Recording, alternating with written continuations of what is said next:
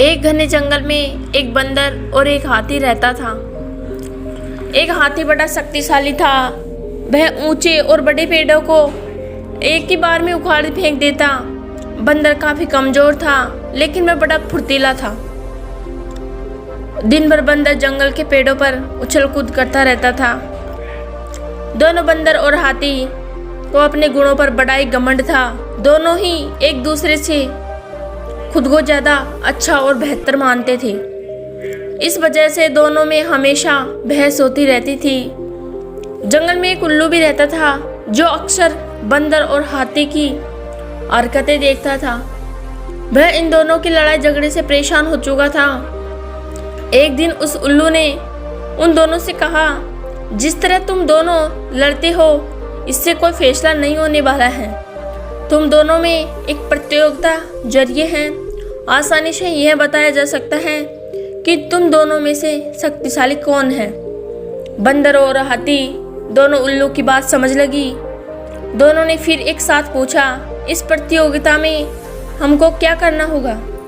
उल्लू ने कहा, इस जंगल को पार करने पर एक दूसरा जंगल आता है, जहाँ पर एक काफी पुराना वृक्ष है, जिस पर एक सोने का सेब लगा हुआ है। तुम दोनों में से उस सोने के सेब को जो पहले लाएगा, उसे ही इस प्रतियोगिता का विजेता बनेगा और शक्तिशाली कहलाएगा। उल्लू की बात सुनते ही बंदर और हाथी बिना कुछ सोचे समझे दूसरे जंगल की तरफ निकले। बंदर ने अपनी फुर्ती दिखानी शुरू की। वह एक ही छलांग में दूसरे पेड़ से तीसरे पेड़ पर पहुंच जाता। वही हाथी तेजी से दौड़ने लगा और रास्ते में आने वाली हर चीज को शरीर से उखाड़ फेंकता। थोड़ी ही देर में हाथी और बंदर उस जंगल से बाहर निकल गए। इस जंगल से दूसरे जंगल के बीच के रास्ते में एक नदी बहती थी। उसे पार करने के बाद ही दूसरे जंगल में पहुंचा जा सकता था।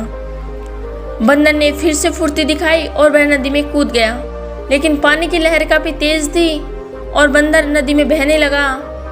बंदर को नदी में बहते हुए देखकर हाथी ने तुरंत अपने सूंड से उसकी पकड़कर पानी के बाहर निकाल दिया।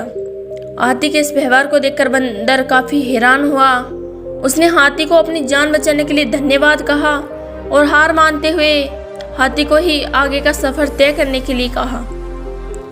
बंदर की इस बात सुनकर हाथी ने कहा, मैं नदी पार कर सकता हूँ, तुम मेरी पीठ पर बैठकर इसे पार कर लो। बंदर हाथी की बात मान गया और वह हाथी के पीठ पर बैठ गया।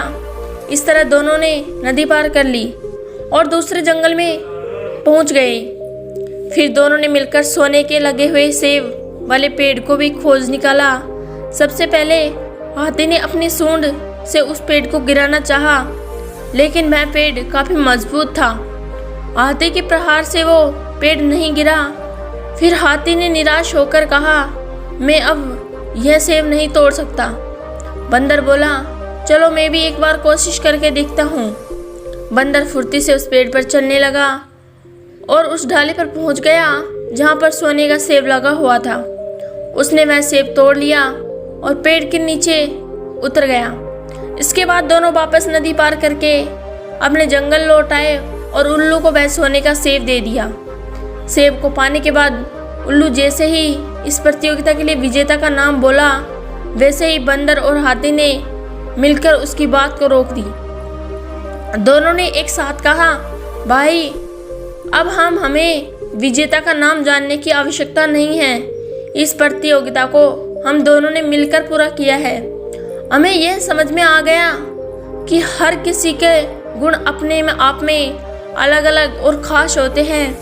हमने यह भी फैसला किया कि आगे से अब हम कभी भी किसी बात पर बहस नहीं करेंगे और मित्र की तरह इस जंगल में रहेंगे। उल्लू को बंदर और हाथी की बात सुनकर काफ़ी खुशी हुई।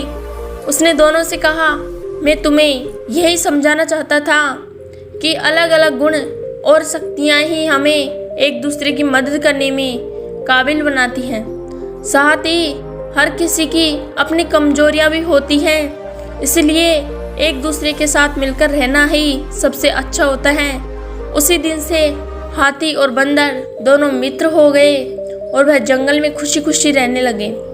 इस कहानी से हमें सीख मिलती है, हमें एक दूसरे के गुणों का सम्मान करना चाहिए और आपस में मिलजुल कर रहना चाहिए।